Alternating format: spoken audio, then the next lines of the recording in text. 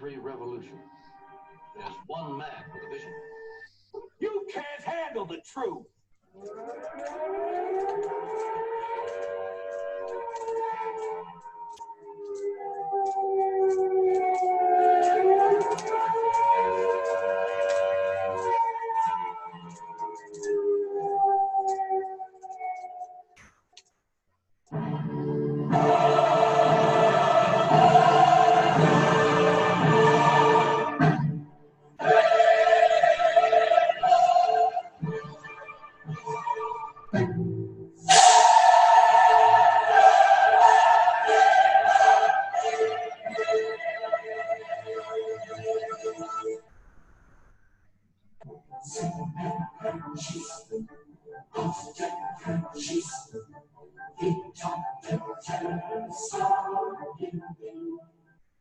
Yes, and welcome to Truth versus News, folks. This is Tuesday, June 4th, and all kinds of things are happening in the world, in America and around in England and France. And this is a week with June 6th is going to be D-Day, and 75th anniversary. And do you know what June 8th is going to be? It's the 52nd anniversary or remembrance of the day of Liberty, USS Liberty got attacked by our ally Israel. You want to remember that one too. And I want to remember that we have the best minds in America for the Truth versus News show. The great Dr. James Betzer, who's written 40 books or more and done such a wondrous job leading the show. And Michael J. and Scott Bennett, PhD too. It's just wonderful that we have these gentlemen. And so lead on here. What's happening in England, Jim? Thanks. That's absolutely right. And I got to tell you, Don, I've never seen the Queen of England so enthusiastic about meeting anyone. There are other videos. She has a huge smile on her face. It's obviously genuine. She has an enthusiasm for the President of the United States.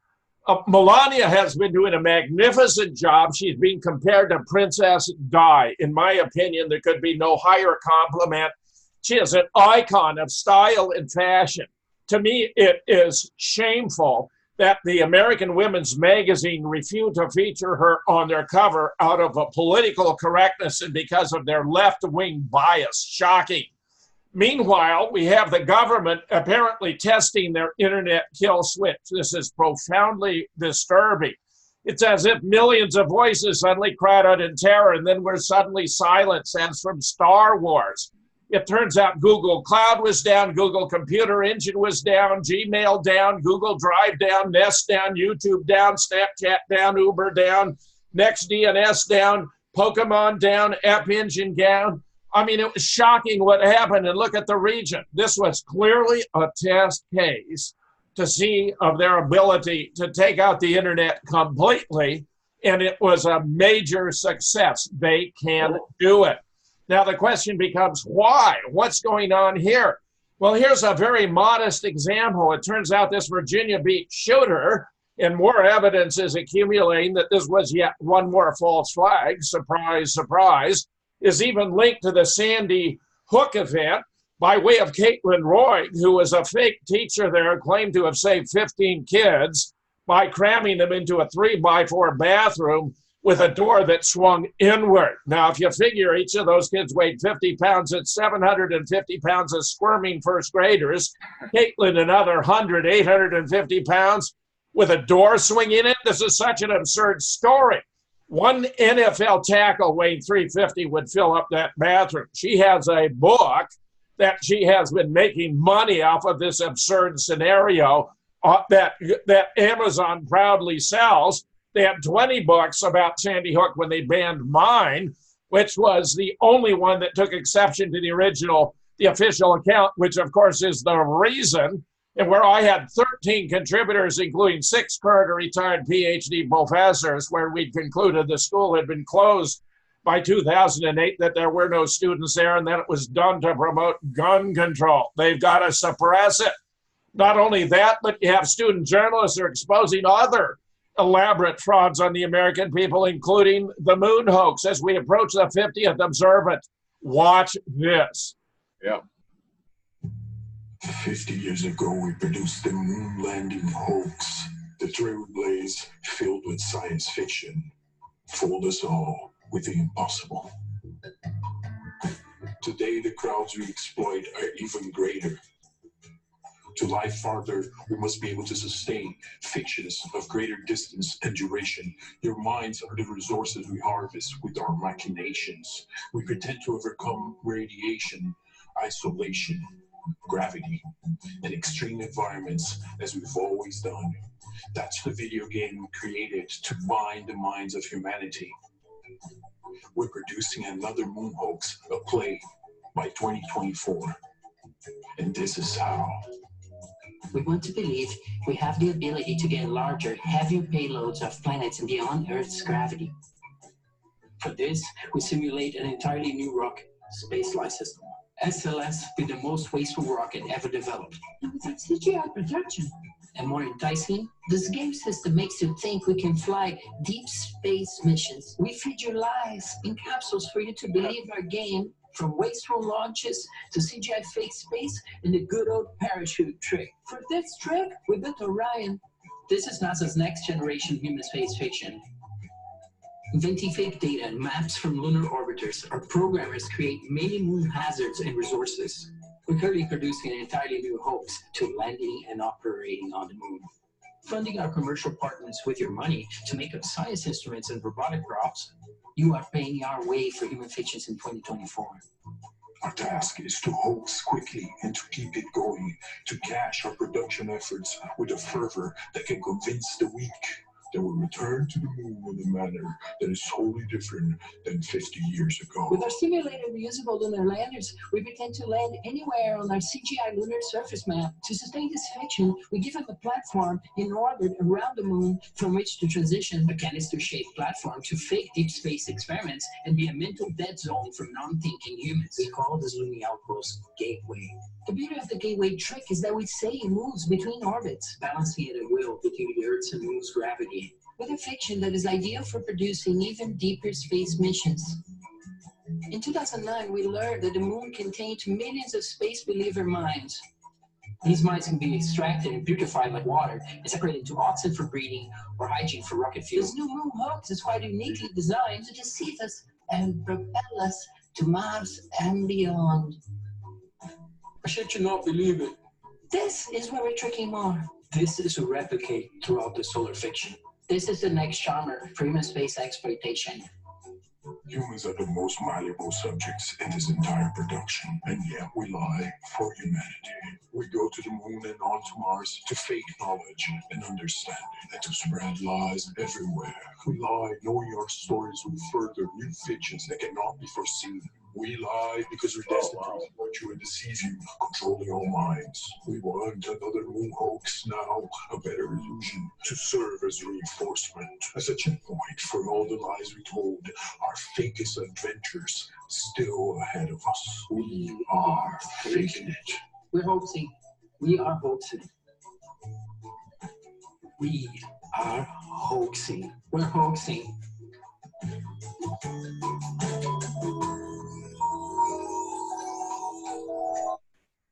That's what we got going on there.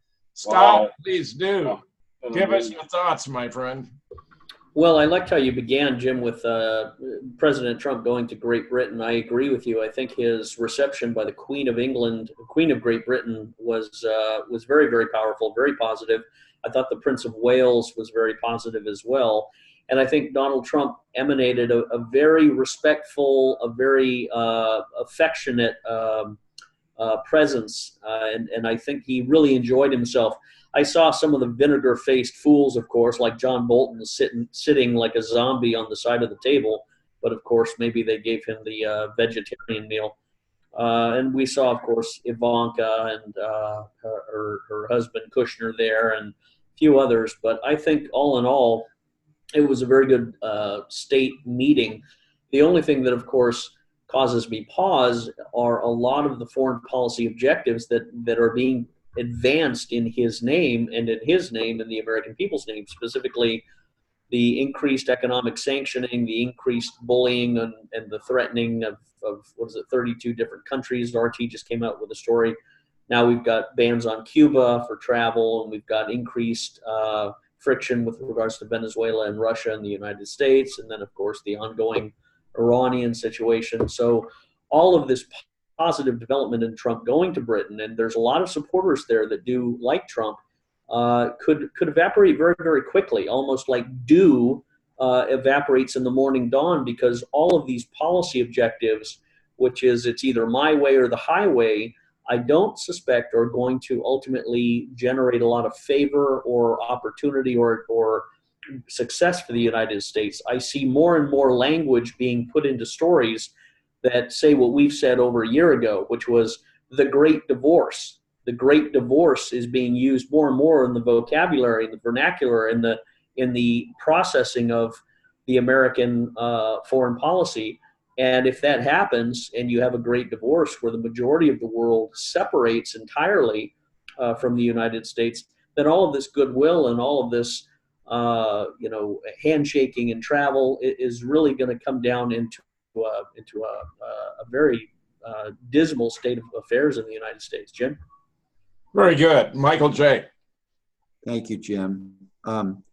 My feeling about this, as my ancestors are British and my own grandfather was a guard at Buckingham Palace, among other things, with regards to the president of the American Lace Workers Union connected directly with the Nottingham area where my family came from.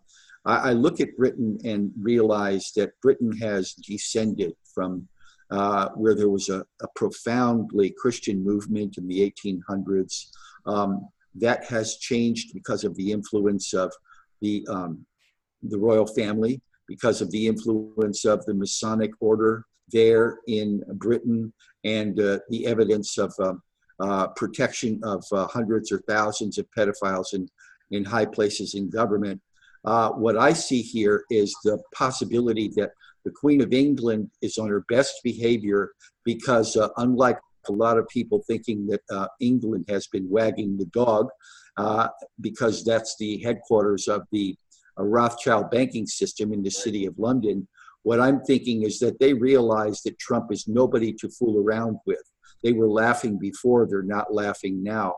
That Brexit happened largely as a result of what was going on with the election of Donald Trump. And that I see that what we're looking at is that the Britain is actually showing evidence that they've been given a choice they can't refuse.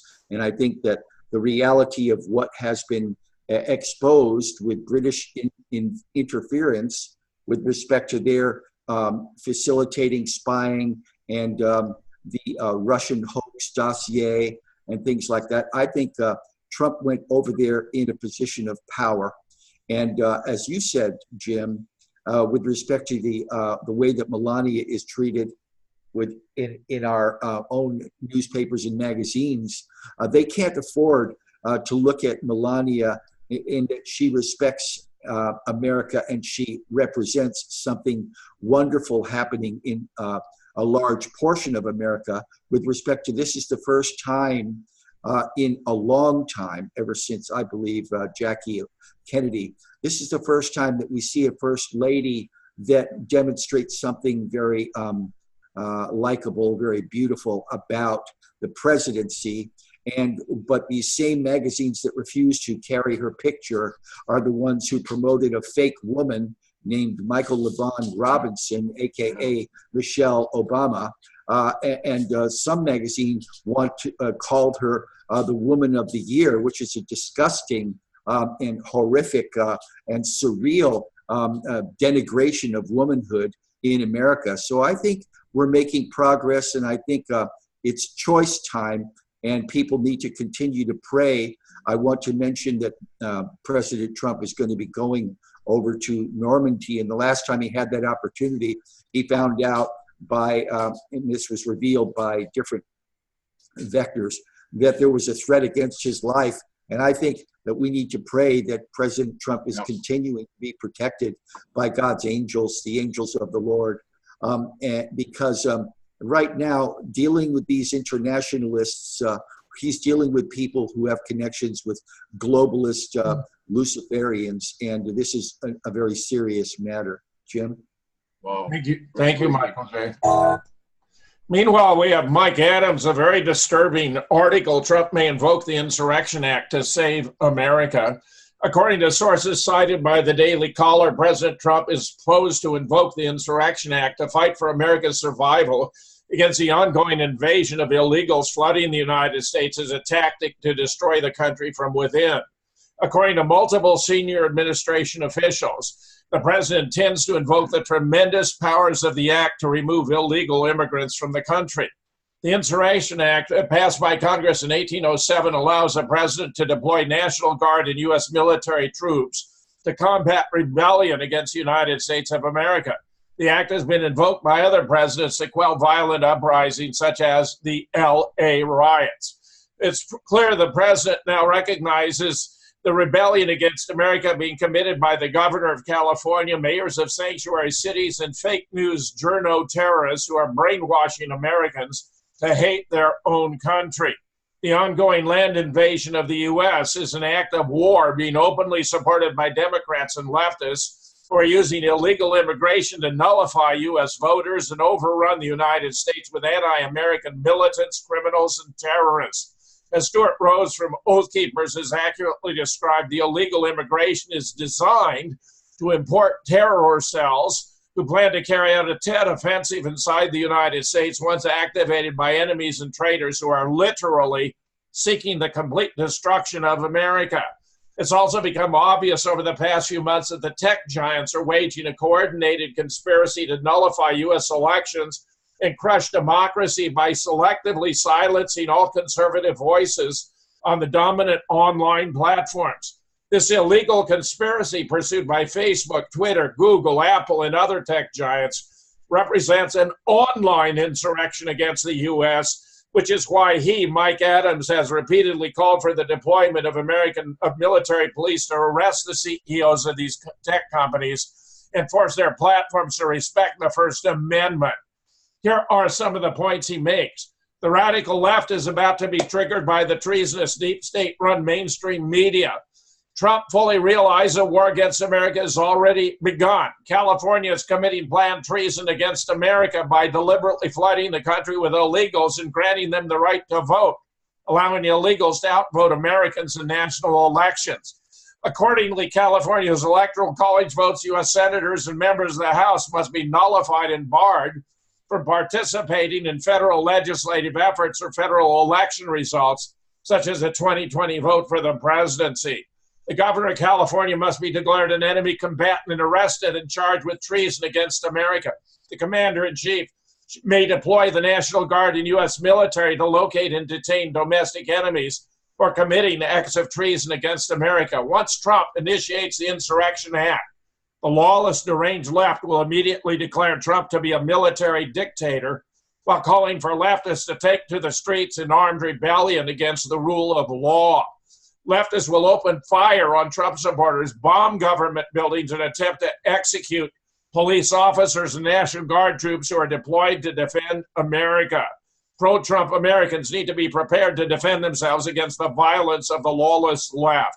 The governor of California will almost certainly order California-based National Guard troops to disobey President Trump's federal orders. Although it may not be part of his plan, technically the Insurrection Act grants the president the power to arrest the CEOs of California's tech giants who are engaged in open acts of treason against our constitutional republic. California looks likely to become the front line of the Civil War, and America's anti-American forces carry out treason against America. Pro-American citizens in California, especially in rural areas, need to prepare themselves for an actual shooting war being waged across the West Coast. I, Mike Adams, am calling for all California-based patriots to be prepared to support Trump's effort to defend America by supporting the rule of law and supporting the actions of National Guard or U.S. military fighting for America's very survival. Trump likely needs the help of patriotic Americans to defend our borders, defend the rule of law, and help authorized forces seek out and detain the treasonous enemies of America. If you're located in California, be ready to defend yourself against the violence of the lunatic left, which is planning to unleash an armed insurrection that will target patriots, Christians, conservatives, Trump supporters, and white people for extreme violence and murder.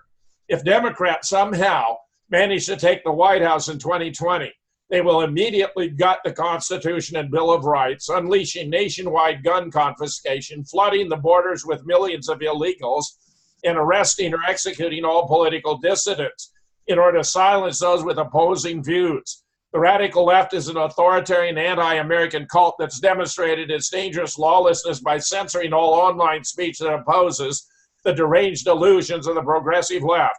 It's time for President Trump to deploy the military police to arrest and remove from power all those in government who are actively engaged in acts of treason, sedition, and vote fraud. California's political leaders must be arrested and prosecuted for running a massive vote fraud conspiracy that attempts to steal elections from American citizens. Scott. Yeah. Oh. Well, we've known this for a while. The radical left is preparing for some sort of a response and some sort of a civilian uprising. The Insurrection Act is part of the solution. The other is the designation of posses of deputized citizens to manage their own communities, towns, counties for security purposes and aiding the police. I think, however, the far left, I mean, they're so batshit crazy and mentally destabilized and deranged and broken. They'll be a flash in the pan. They really do not have the individual or collective focus or organization skills or really long-term agenda. They do not have all of their spark plugs firing. So I don't anticipate the blacks or the Hispanics being foolish enough to be deluded into following a bunch of New York accent, Jewish sort of leftists, which are traditionally the brains, the antagonizers, the provocateurs that try and mobilize or get their pawns like the Black Panthers or others acting in some sort of a political unrest. I don't sense that happening here because Trump represents a very attractive magnet to people like Candace Owens, and many others in the black community are going, well, wait a minute. Trump is a good guy. He's an honest man. He's a businessman. There's not a whole lot that they find disagreeable with Trump.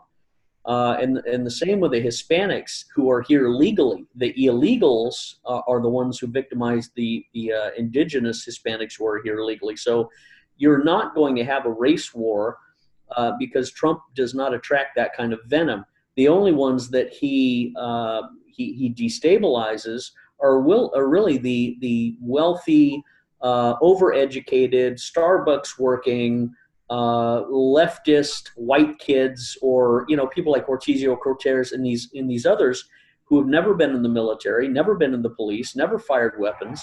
So I think they're going to disappear very, very quickly. Jim? Yeah, very good. Michael J.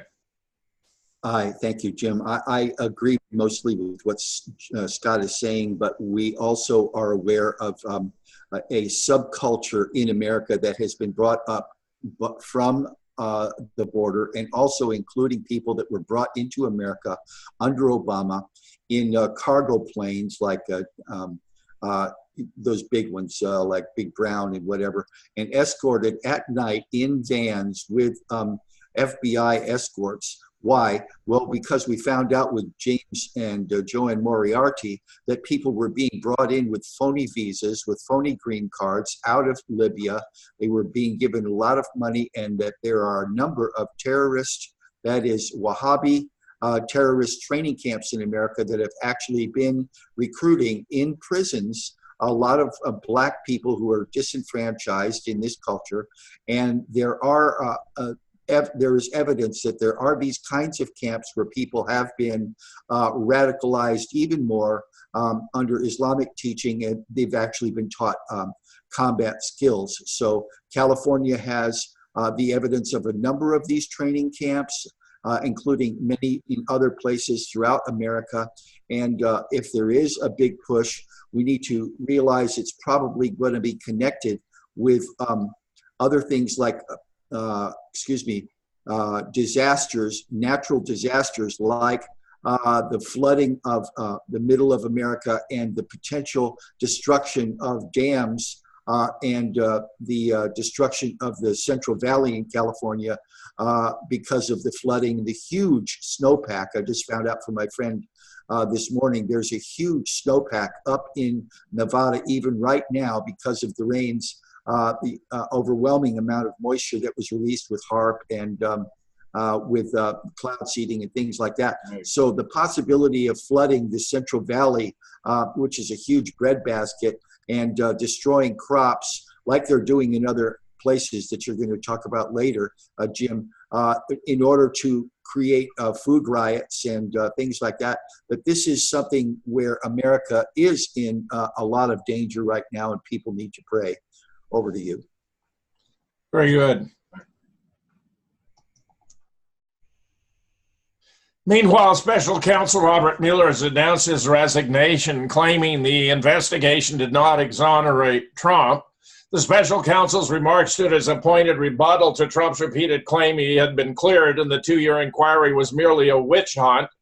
They also marked a counter to criticism, including by Attorney General Barr, that Mueller should have reached a determination on whether the president illegally tried to obstruct the probe by taking action such as firing his FBI director. Mueller did not use the word impeachment, but it said it was the job of Congress, not the criminal justice system, to hold the president accountable for any wrongdoing. The special counsel's statement largely echoed the points of his 448-page report, released last month with some redactions.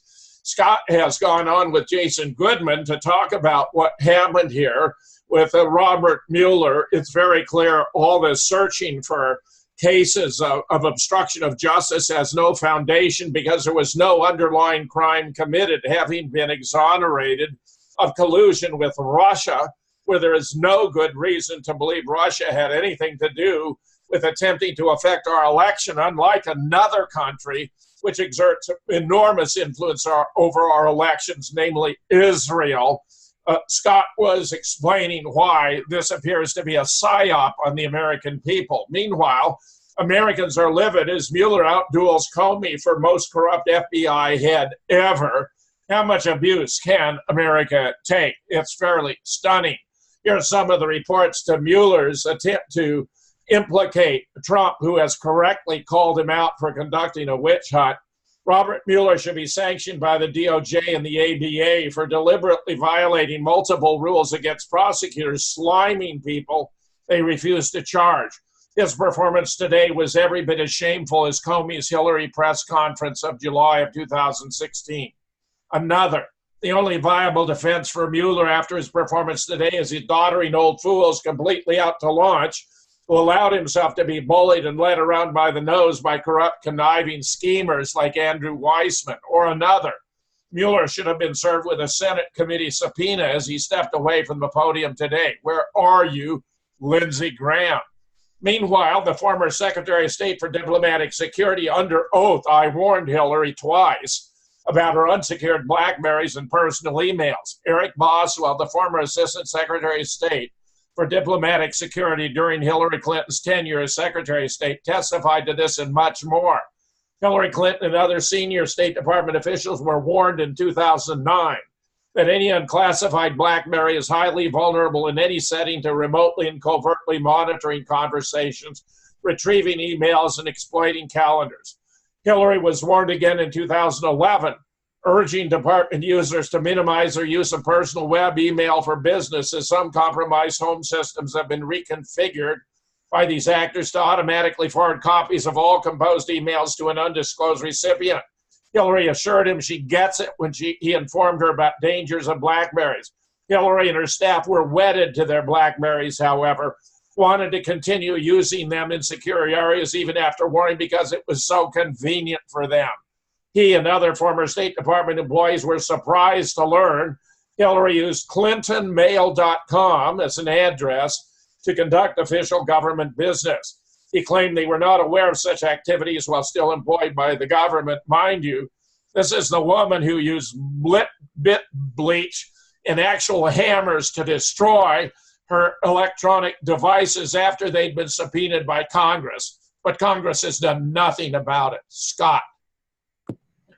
Well, we always have to recall that the plan was for Obama to reign for for 8 years, and then Hillary Clinton to replace him for another 8 years. And that was the purpose for why they started to, to set up all of these alternative pay-to-play operations and money operations and things like that.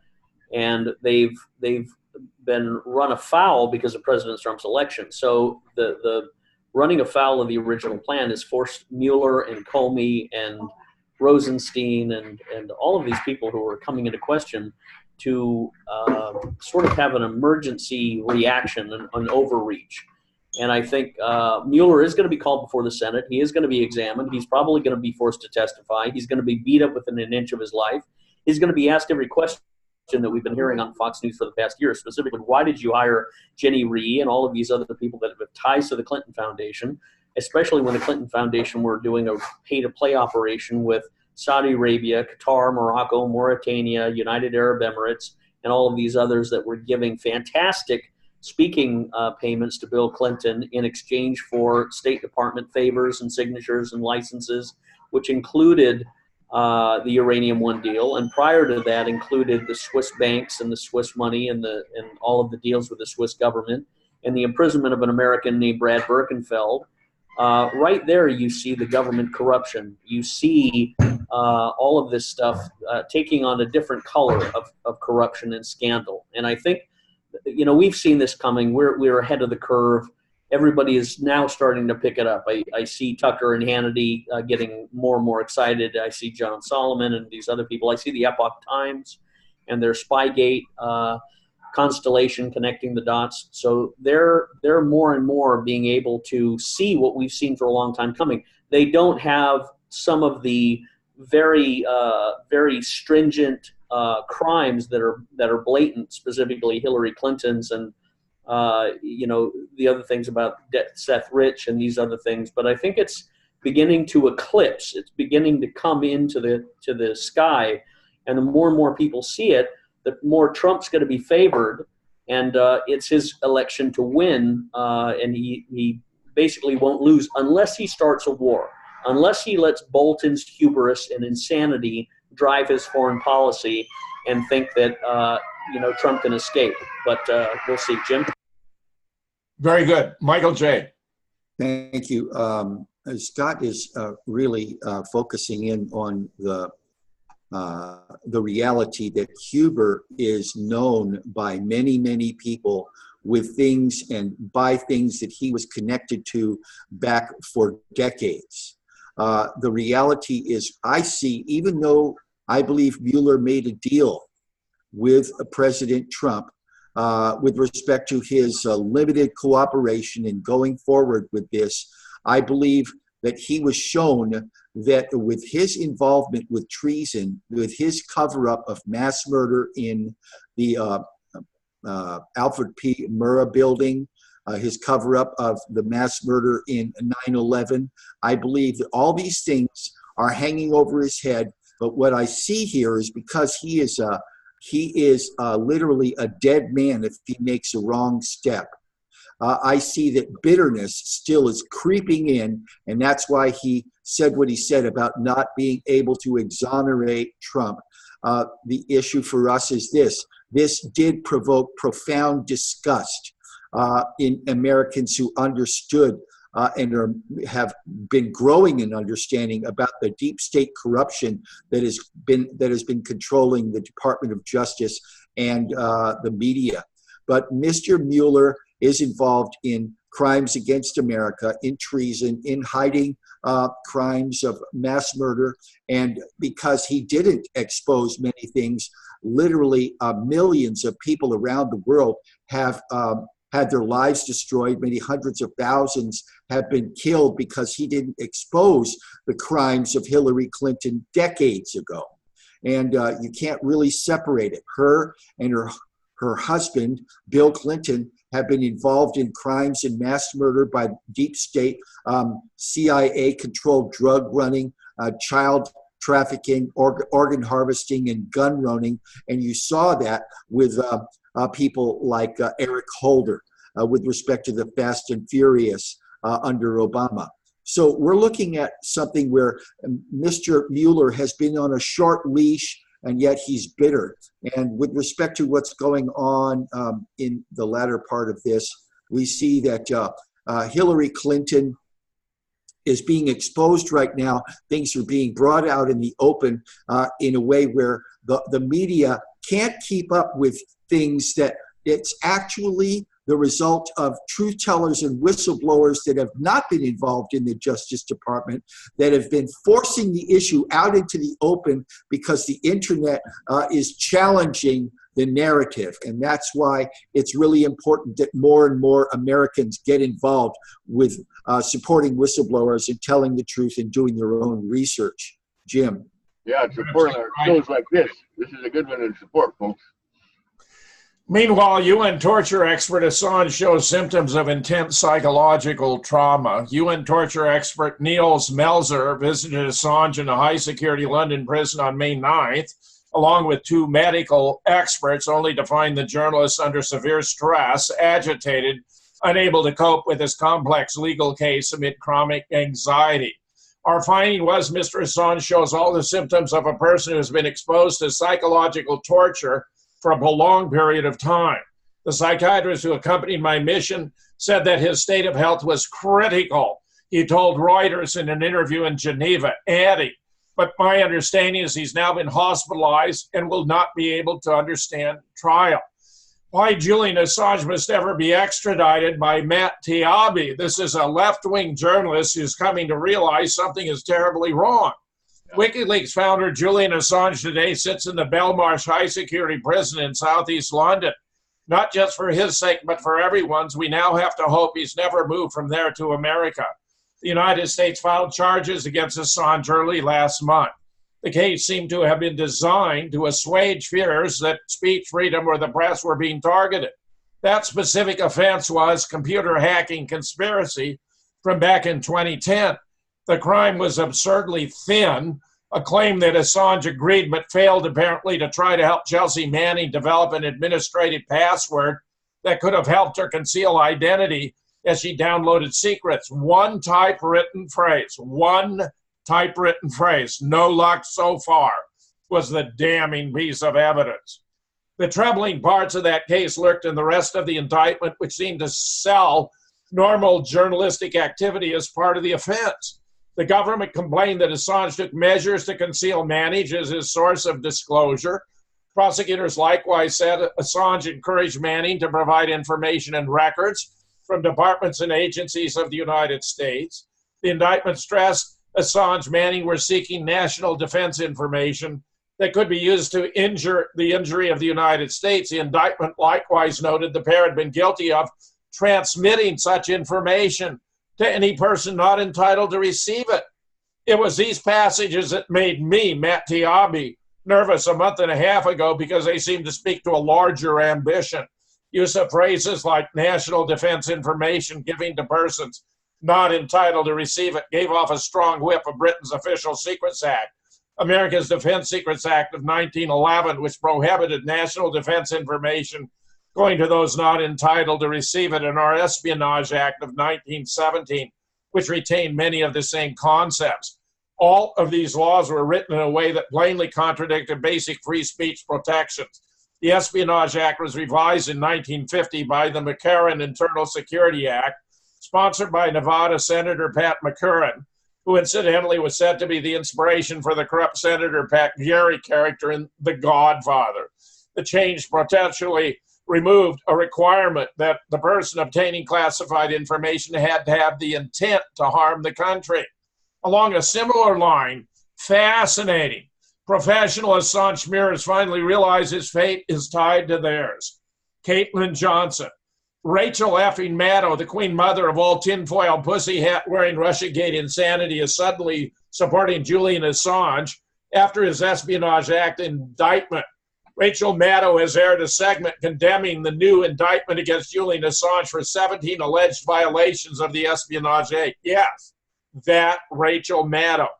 MSNBC's top host began the segment after it was introduced by Chris Hayes, agreeing with her colleague that it's surprising that more news outlets aren't giving the story more wall-to-wall coverage given its immense significance. She recapped Assange's various legal struggles up until this point, then accurately described Assange's new espionage charges for publishing secret documents. And these new charges are not about stealing classified information or outsmarting computer systems in order to illegally obtain classified information, Maddow said. It's not about that. These new charges are trying to prosecute Assange for publishing that stolen secret material, which was obtained by somebody else. And that is a whole different kettle of fish than what he was initially charged with. By charging Assange for publishing that stuff that was taken by Manning, by issuing these charges today, the Justice Department has just done something you might have otherwise thought was impossible, Maddow added after explaining the unprecedented nature of this case.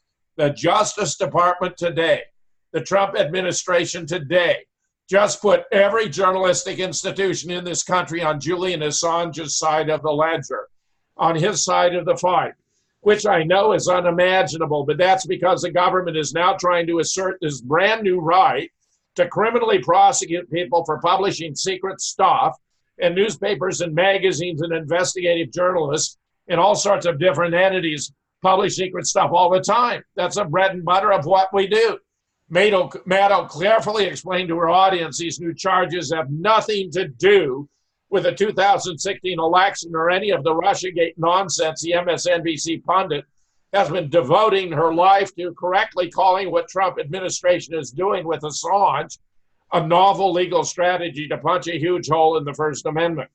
She tied this in with Trump's common references to the mass media as the enemy of the people, finally taking mainstream liberalism into a direct confrontation with Trump's actual war on the press, instead of nonsense about his tweeting mean things about Jim Acosta.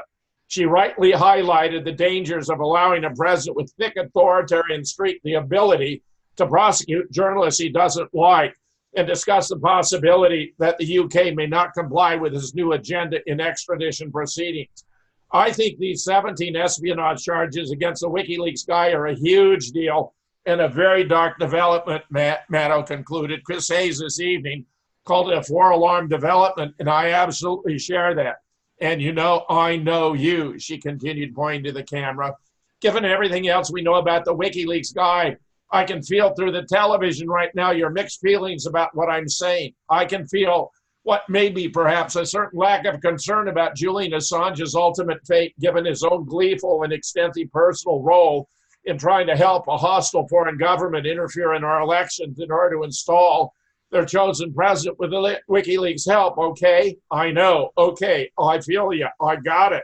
But it is a recurring theme in history. Heck, it's a recurring theme in the Bible that they always pick the least sympathetic figure to try this stuff on first. Despite anyone's feelings about the spectacularly unsympathetic character at the center of this international drama, you're going to see every journalistic institution in this country, every First Amendment supporter in this country, left, right, and center, swallow their feelings about this particular human and denounce what the Trump administration is trying to do here, because it would fundamentally change the United States of America. Wow, make no mistake. This is a hugely significant development. This isn't just some columnist for the New York Times or the Guardian. This is Rachel effing Maddow, the queen mother of all tinfoil pussy hat wearing Russiagate insanity.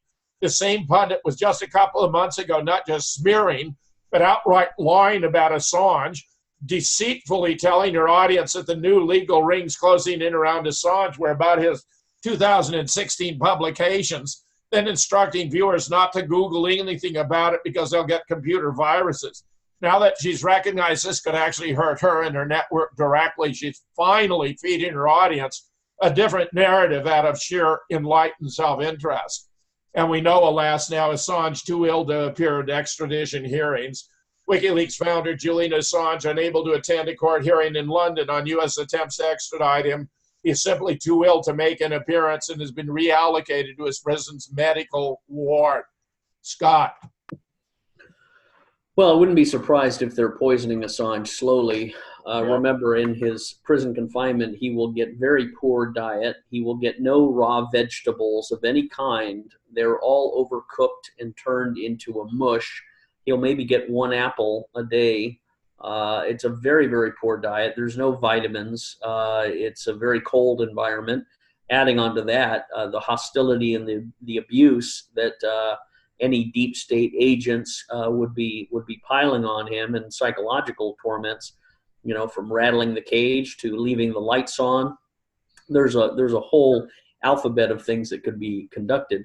But flash forward, the bottom line is President Trump is in the United Kingdom right now, and President Trump should have sent a special team, a special person, an envoy, I don't care who, to meet with Assange, to meet with his lawyers, to evaluate the situation, because ultimately Donald Trump needs to give an opportunity for Assange to testify about everything that he knows pertaining to Hillary Clinton's deep state crimes and the coup d'etat that was orchestrated against him. Julian Assange gave the election to Donald Trump essentially by revealing the documents, the corruption, the lies, the scandals, the abuses of authority, the abuses of the Constitution, which Hillary Clinton and John Podesta and Barack Obama and John Brennan and Eric Holder and Lanny Brewer and a whole assortment of these Keystone cops and corrupt criminal mafia in the American government were doing under the theory that Hillary Clinton would win again. Julian Assange shattered that, and Trump was elected because of it. He needs to remember that and go on a full exploration for the truth and demand that Assange come and be given safe passage and health to testify in front of the Senate. And if Trump doesn't, if he abandons Assange and WikiLeaks and everything that it stood for, specifically revealing government corruption, then he's very very possibly going to lose the election, because we see Tulsi Gabbard saying the very opposite. Tulsi Gabbard, which has been saying everything we've been saying, Jim, has said the right thing. She would pardon Assange, pardon Snowden. That's what the American people feel. The populist spirit in this country is pro-Assange. The deep state power corrupt parasites are anti-Assange. And if Trump sides with the parasites, he will lose the election, because the middle of the road independents have been frightened enough since Snowden to see that their well-being, their livelihood, if Assange could be imprisoned for publishing the truth and publishing documents about corruption, then anyone can. Then you really are in a slave state in 1984 Orwellian police state. And I think if Trump is on that side, it'll be his election to lose. But if he's smart, he'll bring Assange out, he'll bring these other whistleblowers out, and he'll use them in 2020 to nail the coffin in the deep state's final resting place. But he's got to do it quick, because these people can die at any moment. Jim? Yeah, Michael J. You're on mute. You're on mute. There will be no final resting place for the wicked, Scott. Amen. The reality is Mr. Assange gave, as Scott said, the presidency to President Trump. The issue of the DNC computers being attacked from within with thumb drives that was proven by the people who understand how to look at forensically, how to download that much information at that speed. They said it couldn't happen remotely, and they were using thumb drives or a personal hard drive, and that was sent over to Assange.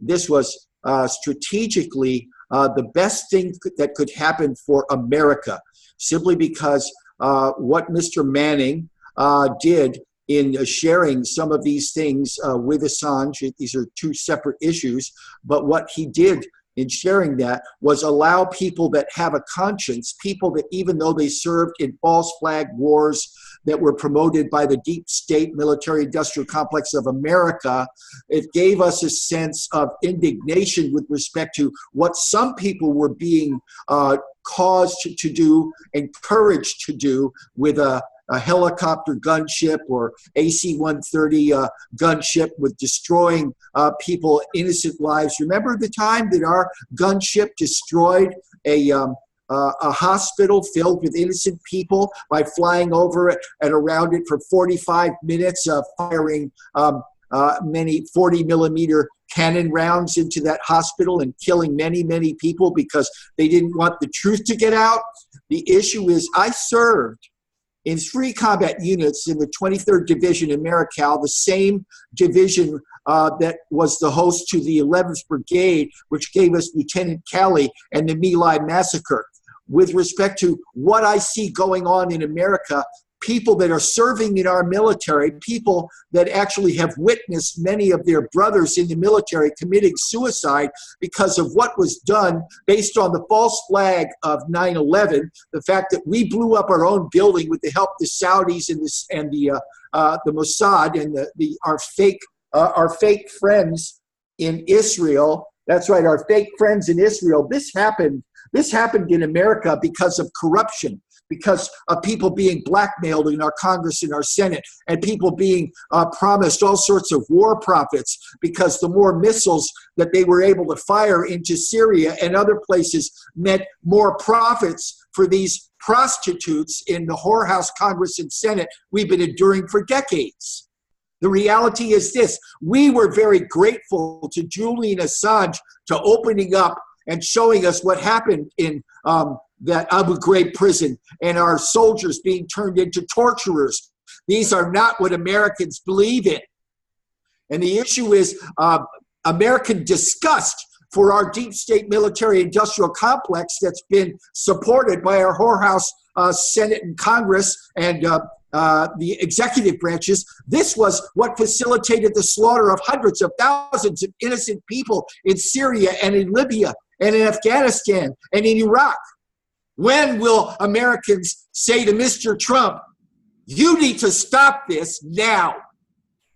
Why? Well, because you've got blood on your hands by going along with sociopaths like Bolton and other people, and you need to start prosecuting Obama and Hillary Clinton for their mass murder and treason and genocide and their complicity in the murder of Stevens, Ambassador Stevens. What's going on, Mr. Trump? The optics here, the optics that are so important to you are disgusting to us. You need to stop doing what you're doing and get on the right path, because blood on your hands is something the angel of the Lord is recording, and you will not get away with it if you're not resisting evil. Thank you, Jim. Wow, that was something else there. Say it like it is, Michael J. It really is that bad. Yeah. Meanwhile, facing a war-weary base, Trump is shifting to a more diplomatic approach. Despite trying to give the appearance of boundless confidence in his foreign policy, President Trump appears to be very aware that a lot of Americans, including parts of his political base, are profoundly uncomfortable with the warmongering tone of recent months. Between Iran, North Korea, and Venezuela, the U.S. has seemed on the brink of a huge war for months now. The polls are turning against him. He's now taking up diplomacy, talking about not seeking regime change. He may struggle to complete this shift in tone, however, with top members of his cabinet heavily committed to more hawkish language. It's hard to envision John Bolton, for example, advocating something that doesn't involve a region-wide war. Indeed, Bolton is in the United Arab Emirates at the same time continuing to talk up the need for a strong response to Iran, accusing Iran of doing things there's no evidence they have done, on the ground that who else would you think is doing it, as though the Israelis were not past masters at false flag ops. It's embarrassingly bad to have the National Security Advisor making such ignorant remarks. Meanwhile, Pompeo is in Europe seeking backing and easing of Iran tensions. So you have a contradiction between the two major foreign policy advisors, the National Security hawk and the Secretary of State dove. If they want to talk, I'm available, Trump said last Friday, even as Pompeo and hawkish National Security Advisor Bolton have stepped up warnings. Any attack on American interests, get that, American interests, by Iran. What are American interests? That could be damn near anything. Completely absurd. Or its proxies, so it doesn't even have to be Iran. It could be its proxies. Will draw a rapid and significant response from the U.S. Meanwhile, America's highest-ranking military officer has warned of anti-Iran false flag. This is pretty fascinating. It isn't every day that America's top military man gets a question referencing Dr. Alan Sabrowski, who knows well that Israel did 9/11 and Operation Northwoods. It's even more unusual when he acknowledges he knows about this stuff and is on the outlook for a presumably neocon Zionist Saudi false flag to lure the U.S. into a war with Iran. It happened yesterday at the Brookings Institute, where General Joseph Dunford, USMC, responded to the question from retired U.S. Customs agent and 9/11 Truth supporter Carl Golovin by essentially giving Golovin and indirectly Dunford's fellow Marine officer Sabrowski a thumbs up. Golovin asked, "My question concerns a potential for false flag terrorism leading us into a war with Iran. As a background, in 1962, your predecessor, Lyman Lemnitzer, prepared Operation Northwoods, presented to John Kennedy, proposing various false flag attacks on U.S. persons to be attributed to Cuba and used as a pretext for war with Cuba. More recently, Dr. Alan Sabrowski of the Army War College and former defense minister of Germany, Andreas van Bülow, have written credibly about aspects of false flag terrorism in the events of 9/11. My question is, today, are there allies of the U.S. who would like to see a conflict with Iran, the utter destruction of Iran, who would perpetrate a false flag on U.S. interests in order to cause that to happen?" Dunford said, "Look, I'm not going to answer the question directly. I don't know what others want. I'll just tell you this. I'm very familiar with the consequences of going to war and take the responsibility of providing military advice in that regard very seriously. I know the consequences from an economic and human perspective. I can assure you any military advice I provide would be carefully measured by checking intelligence multiple times, ensuring the veracity of the intelligence, and making a recommendation for response to whatever provocation might be that is appropriate, whether it is Iran or any other conflict. Are there people who might like to get the United States to do something? Certainly. Certainly, you can see that even in the open source where that speculation is out there. I can guarantee you that's not going to inform the military advice I'm going to provide, and it's going to inform my perspective when I make a recommendation. Mentioning Alan Israel did 9/11 Sabrowski can be dangerous, as Jeremy Roth Kushel discovered during a Dennis Ross talk at Kansas City Public Library. Apparently, General Dunford, unlike Dennis Ross, is not allergic to Sabrowski's name. Meanwhile, however, to counteract the impression he gave, the U.S. general is now claiming intel shows Iran mounting a campaign against the United States. Same guy clearly under pressure to toe the line. Don, I know we're at the point of our break, so let me turn it over to you, my friend, for taking us out.